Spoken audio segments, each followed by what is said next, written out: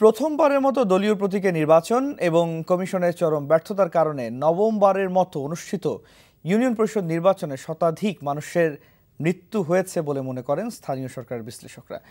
তারা বলছেন যে গণতন্ত্রের জন্য এই নির্বাচন এত মানুষের মৃত্যুতে প্রশ্নবিদ্ধ হচ্ছে সেই গণতন্ত্রই, আর এর দায় রাজনীতিবিদরা এড়াতে পারেন না বলেও মত তাদের।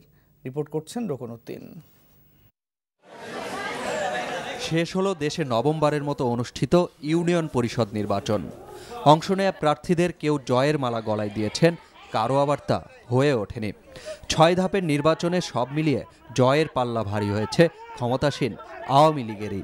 আবার তাদেরই 222 জন প্রার্থী বিনা প্রতিদ্বন্দ্বিতায় জয়ী হয়েছেন। এর আগে এমনটিও ঘটেনি। কিন্তু এসব ছাপিয়ে এখন বড় প্রশ্ন হয়ে উঠেছে নির্বাচনকে কেন্দ্র করে শতাধিক মানুষের মৃত্যু। ফেব্রুয়ারিতে তফসিল ঘোষণার পর থেকে জুনের প্রথম সপ্তাহে নির্বাচন শেষ হওয়া পর্যন্ত মারা গেছেন 110 জন। স্থানীয় সরকার নির্বাচনে এত মানুষের মৃত্যু আগে আর কখনোই ঘটেনি।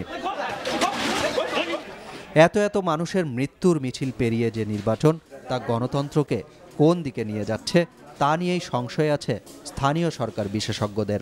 যদি মানুষের জীবন নিরাপত্তাহীনতায় থাকে মানুষ, ওখানে আবার কিসের ইলেকশন এবং কিসের গণতন্ত্র? গণতন্ত্র কাজ করবে না, ওখানে নির্বাচন ব্যবস্থা কাজ করবে না।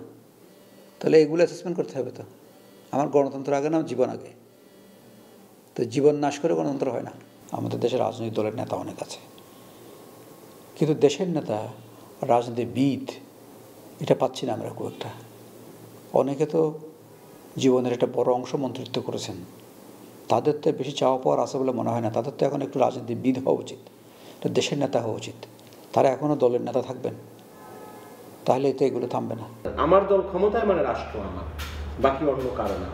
এই সংস্কৃতিটা আগে আপনার জাতীয় পর্যায়ে ছিল, কিন্তু এখন যেটা হচ্ছে এই সেন্সটা, এই ধারণাটা কিন্তু আপনি স্থানীয় পর্যায়ে ছড়িয়ে দিচ্ছেন। আমি ইউনিয়ন কাউন্সিল মানে ইউনিয়ন আমার দলের লোকজনের দলীয় মার্কা নিয়ে বা দলীয় প্রতীক নিয়ে স্থানীয় পর্যায়ে নির্বাচন করা, এতে করে জাতীয় পর্যায়ের যে রাজনৈতিক হানাহানি, এটা আমরা স্থানীয় পর্যায়ে একদম পরিবার পর্যন্ত ঠেকিয়ে দিয়েছি। এটা আসলে আমাদের গণতন্ত্রকে কতখানি সুসংহত করবে, এ ব্যাপারে কিন্তু প্রশ্ন থেকেই যায়।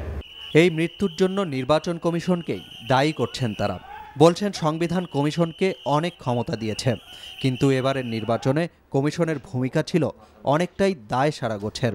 তবে বাংলাদেশের প্রেক্ষাপটে রাজনীতিবিদরাও কি দায় এড়াতে পারেন, এমন প্রশ্নও তুলছেন তারা। আপনি দেখবেন নির্বাচন কমিশন কিন্তু ছোটোখাটো দু একটি ঘটনা ছাড়া 6 দফা ইউনিয়ন কাউন্সিলের নির্বাচন সুষ্ঠুভাবে সম্পন্ন হয়েছে। এটা এই ধরনের বিবৃতি, মানে এটা একটা হাস্যকর বিবৃতি, যেখানে শতাধিক প্রাণহানি 6 দফায় ঘটেছে। তো আমার কাছে মনে হয় বিষয়টা দুই দিকে। এইদিকে হলো নির্বাচন কমিশনে যারা থাকবেন তাদের নেতৃত্বের ব্যাপারটা কিন্তু খুব গুরুত্বপূর্ণ। দে হ্যাভ টু হ্যাভ মেরুদণ্ড, তাদের একটা মেরুদণ্ড থাকতে হবে যে না, দিস ইজ মাই জব। অন্যদিকে যারা আপনার সরকারে আছেন, যখন যে দলেই থাকুন, ডাজন্ট ম্যাটার, তাদেরও ওই জায়গাটা ধরে নিতে হবে যে না, আমরা গণতন্ত্র প্রতিষ্ঠা করতে চাই। নির্বাচন কমিশনের ভূমিকা আছে, নির্বাচন কমিশনের দায়িত্ব আছে, অস্বীকার করবো না। কিন্তু নির্বাচন কমিশনের ঘাড়ে সব দোষ দিয়ে সব নন্দঘোষ নির্বাচন কমিশন বলে আবার সবাই খালি নাচতে থাকবে, সেটাও হবে না। রাজনৈতিক দলগুলো যারা নির্বাচন করছেন, যারা প্রার্থী দিয়েছেন, তাদের মার্কা দিয়েছে, নমিনেট করেছে, তাদেরকে কোনো দায় নেই।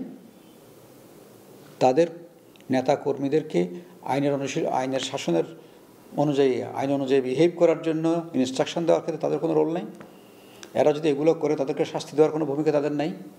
এদেরকে সুশৃঙ্খল করার ক্ষেত্রে তাদের কোনো ভূমিকা নেই। অবশ্যই আছে। বলছেন নির্বাচনী সহিংসতায় একজন মানুষের মৃত্যু মেনে নেওয়া যায় না,